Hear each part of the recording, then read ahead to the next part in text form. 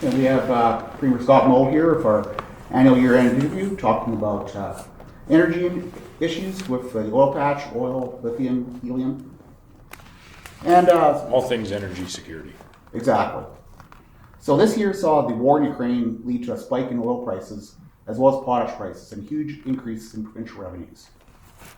This allowed your government to balance the budget, pay down some debt, and issue $500 checks.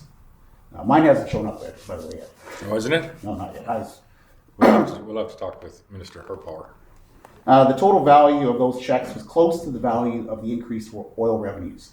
Can you speak to that? Yeah, I think it's only through the strength of our resource-based economy that creates wealth in community after community. It is really the source of our wealth in this province, that we were able to even make a decision like that. Never mind the decision to pay down $1 billion in deficit. Never mind the decision or the opportunity we had to balance the budget after the first quarter when we had entered the budget year 3 months earlier with projecting a $460 million deficit. And listen, you had said it's the war, the Russian invasion of Ukraine, which is the precipitous of this spike in energy prices, in fertilizer prices, and that to some degree is true and highlights the situation we're in today. But I would say that there's more to it than that. What we've seen is the European Union has greatly sacrificed their energy security with policy decisions that they've been making for 10 or 15 years now, where they have not prioritized energy security in any way. In fact, they've made decisions to push any emitting industries out of their country or block of countries, thereby have ultimately been reliant on Russian oil, gas, and natural gas to coal to provide energy security for them, and that isn't a very secure environment as it turns out today. So, I've said numerous times that we should not be heading down this same wrongful policy path in North America.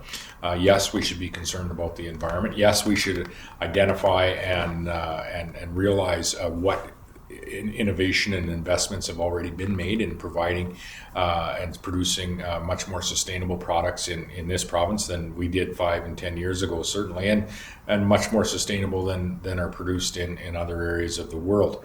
But we should also ensure that as we're going about our own policy development, that we are prioritizing energy and food security, not just for our nation, but likely for the continental U.S. and Canada. I want to expand on that a little bit, because I've written a series of stories about how the Alberta Grid, which publishes data minute by minute, how I've written this story 10 times since June, where wind and or solar, or both, have collapsed to zero. Now, solar goes to zero every night, but earlier in December, 2 times in the same week, because wind dropped to essentially zero, the Alberta Grid issued a grid alert asking people not to run their dishwashers because they couldn't handle it. And yet, we don't even have hardly any electric vehicles plugged in to charge.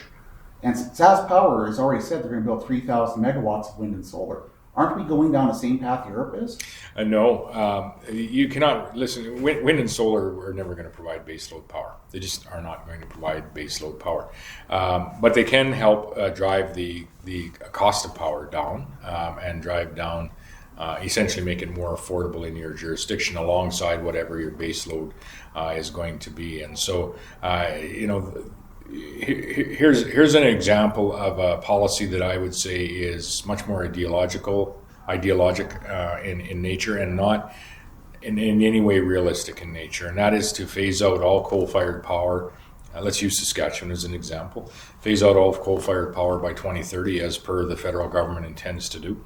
And then also phase out all natural gas by 2035, which is one of the criteria of the Clean Electricity Standard, which has been put forward by the federal government.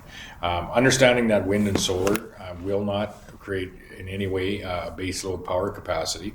How cold do you think it's going to be on January the 1st, 2036 in Saskatoon when the Queen Elizabeth power station is turned off?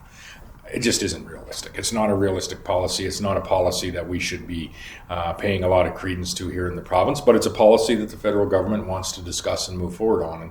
And this is the type of heading down the European path that I would say we simply shouldn't do. We, at the end of the day, are going to need more baseload power than we need today. And yes, we can incorporate renewables into that system to try to drive that cost down, but to rely on them just simply isn't realistic. These are some of the considerations in drawing the line in the Sask First Act, weren't they? Well, that's correct. Not only power generation, but protecting our ag industry and protecting the development of our natural resources. We have a potash industry that is fortunately receiving a lot of investment. We have the uranium industry is receiving a lot of interest and investment.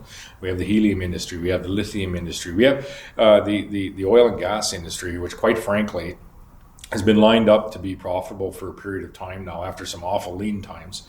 And isn't receiving its due investment, and I would say simply because of the uncertainty that's being provided by federal policy that's in the way between a profitable company not making investments back into the very industry that's creating that profit.